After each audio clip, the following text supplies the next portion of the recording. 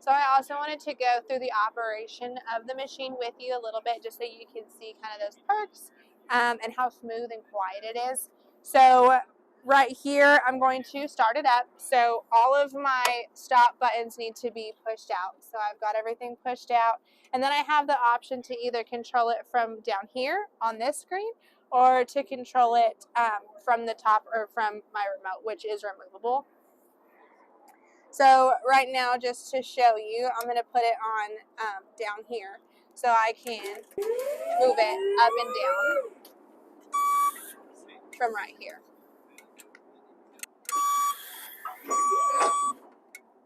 So I can move it up and down from right here, or I can turn it on to my power station, and it's going to start my control right here. So from here, I can get this, and I have a screen right here, and it's going to tell me what the battery of the machine is. And then I'm able to choose whether I want to raise or lower, or drive forward and back. And then this little turtle guy right here, this is my creep mode. So this is how I engage that, and I'll show you what that looks like here in just a moment. And then this is my horn. So, and then again, another power stop button. Both of these do have to be released in order to start the unit and not be able to operate it. On my joystick right here, there's a button on the back, a button on the top, and then it goes forward and backwards. So back here is going to be my trigger. This is going to be able to turn my machine, and then this is to forward and backwards, or raise it up and down depending on how you have it chosen. In order to do any of the operations, though, you do have to have the trigger on the back engaged. So with that being said, I am going to choose my forward and backwards first. And my wheels are straight right now, but I also want you to pay attention to how quiet it is, because that does help tremendously when you're operating the unit. So I'm going to push my trigger, and I'm going to drive forward. And I'm doing that just by pushing my trigger and pushing forward on the joystick, and then again to go backwards, and just the opposite.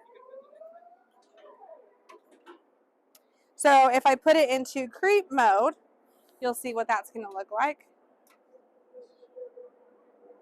And so this is even fast for my creep mode, but you'll see that I can go super slow. So I can get very precise with what I'm doing.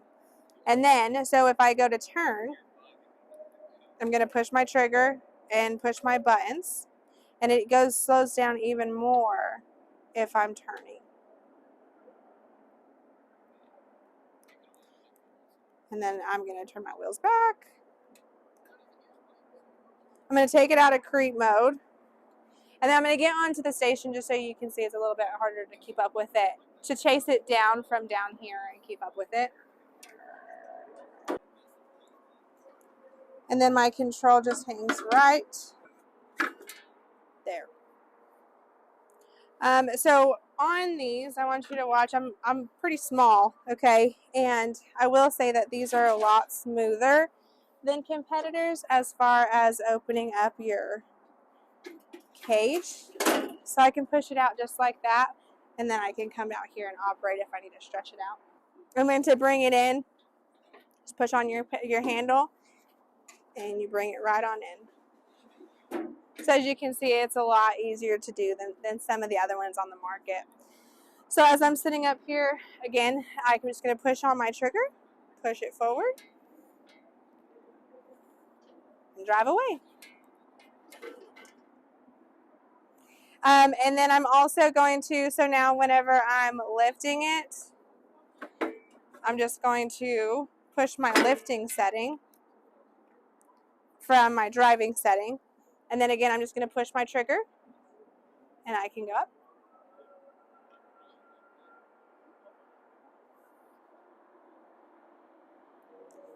And I can come down. So you see whenever I'm coming down, it's taking no energy at all. So again, that's where you're going to save on your battery life also. And then as I come to a stop, it's going to slow down quite a bit. So that way you don't slam.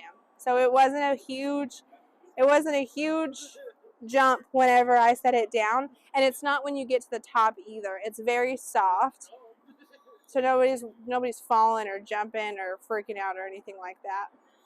So it'll very easily set me down.